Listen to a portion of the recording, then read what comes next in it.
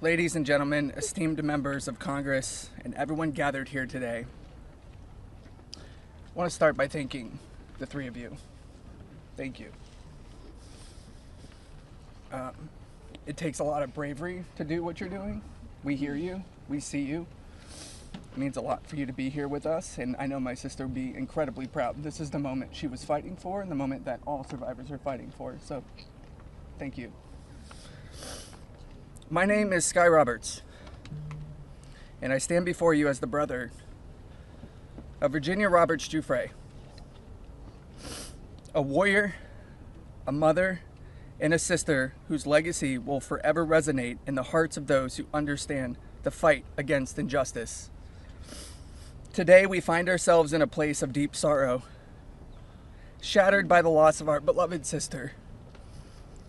Yet, we are honored and privileged to carry her voice forward and continue her relentless fight alongside her fellow survivor sisters.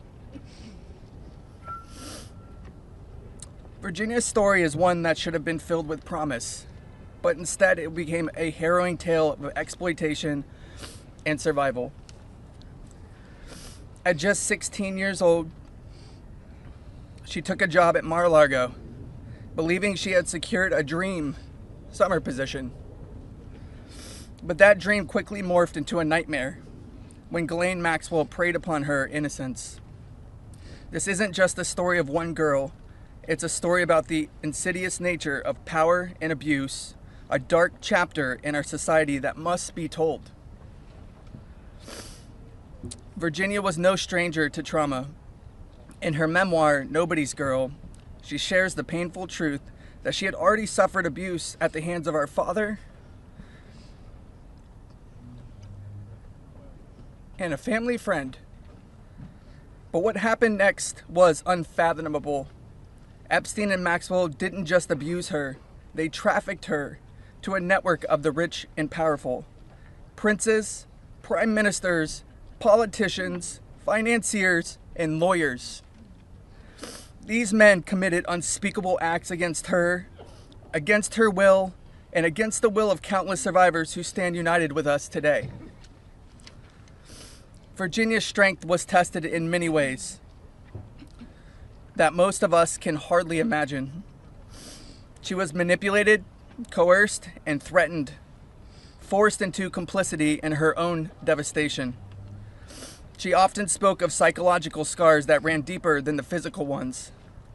From the start, she wrote, "They manipulated me into participating in behaviors that ate away at me, eroding my ability to comprehend reality and preventing me from defending myself. The most destructive wound they inflicted was that of forced complicity, a betrayal of self that was crafted by her abusers.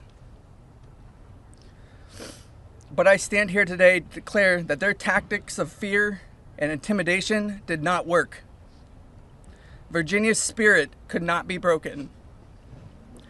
She became a beacon of hope, a warrior, fighting not just for herself, but for every survivor who suffered in silence. She said, I felt it was my duty to stand up to predators like Epstein and Maxwell. I would put my neck on the line to make sure my daughter never has to go through what I had to endure." These survivors like Virginia have transformed into mothers and strong women, fierce in the face of adversity. Many of them have daughters the same age they were when they faced their own abuse. They are determined to break the cycle, to shatter the silence that has kept so many in the shadows. Virginia quoted in her memoir, "There I was, as the mother of 3 children. I felt it was my duty to stand up to predators like Epstein and Maxwell. I mentioned to Ellie in particular, her daughter, I would put my neck on the line to make sure she never has to go through what I had to go through. I said, joining Edward's CVRA case,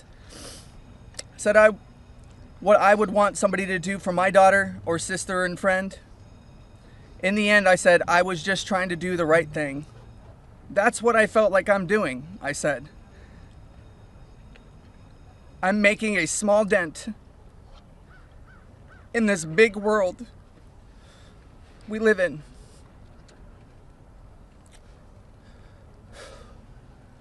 Well, sissy,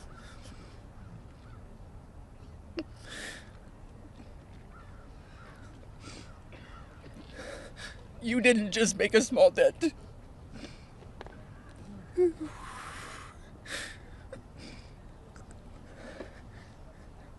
You made a monumental impact, a resounding statement that echoed across the world.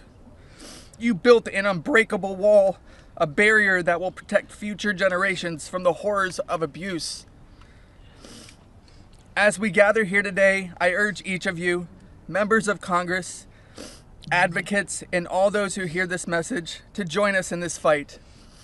We demand justice, accountability, and support for survivors. And we keep getting asked this. What does justice mean, you ask? It starts with acknowledgement. That's the first step.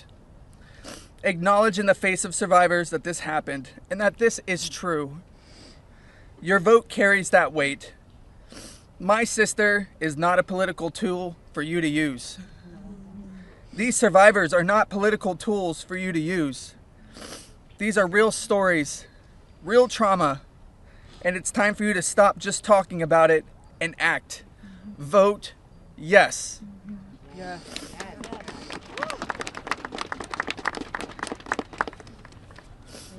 Virginia's legacy is not just hers.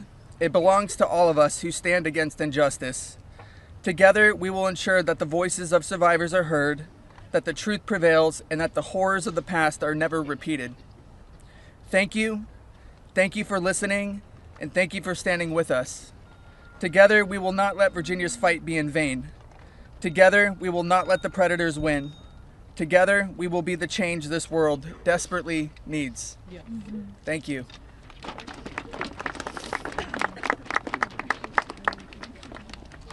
was so beautiful.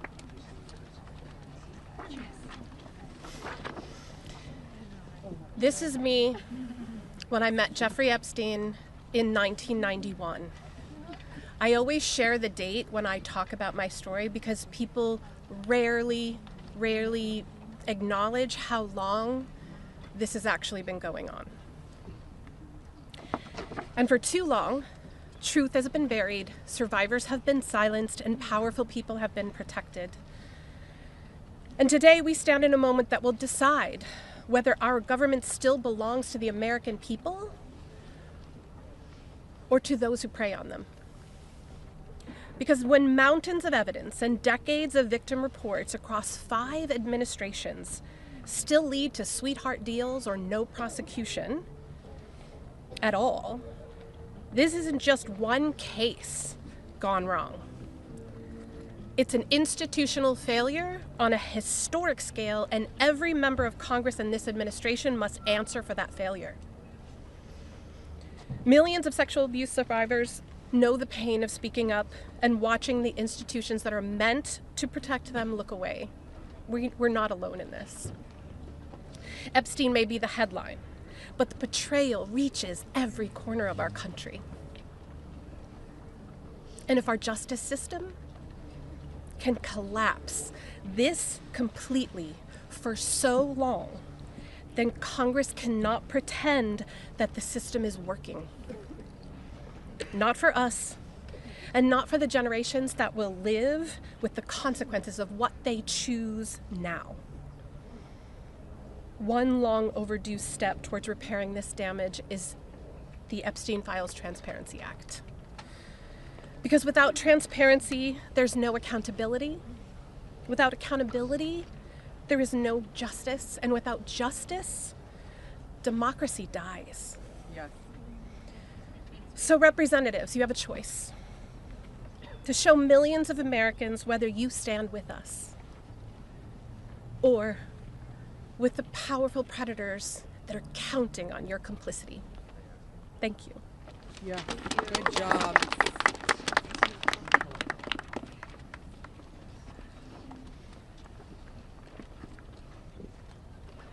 Good morning. This is me. This was me. My name is Charlene Rochard, and I stand before you today not as a victim of rumor or conspiracy, but as a survivor of Jeffrey Epstein's abuse.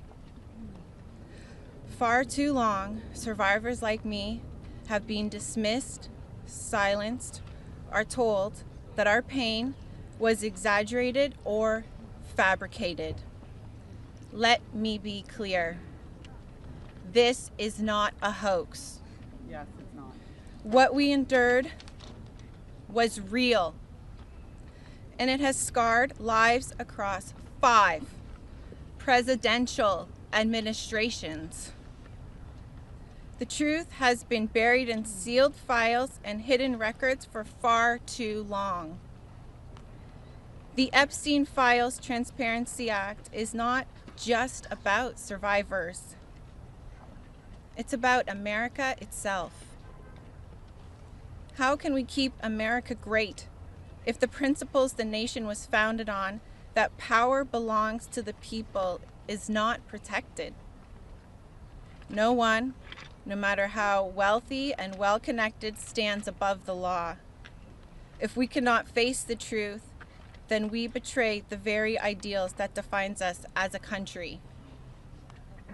By passing this act, Congress has the chance to prove that truth matters more than privilege, Yes. that justice matters more than influence, and that America has the courage to confront even the most uncomfortable realities. This is not just about survivors. It's about every American who believes in accountability, fairness, and the promise of justice. I stand here today not only for myself, but for every survivor of Jeffrey Epstein's abuse who has carried this burden in silence, and for every citizen who believes that justice delayed is justice denied. Yeah. I want to thank Representatives Ro Khanna and Thomas Massey for standing with us. Thank you. And I especially want to thank Representative Marjorie Taylor Greene. Her unwavering support, her courage to stand with us and demand transparency gives us strength. Thank you. It shows that this fight for accountability is bigger than politics. It's about humanity, justice, and truth. This is about America's future. It's about whether we, the people, will be heard when we have the courage to stand for truth and justice. Our voices are real. Our pain is real. And our demand for justice will not be silenced. Thank you. Amen. Girl, Charlene. Hello.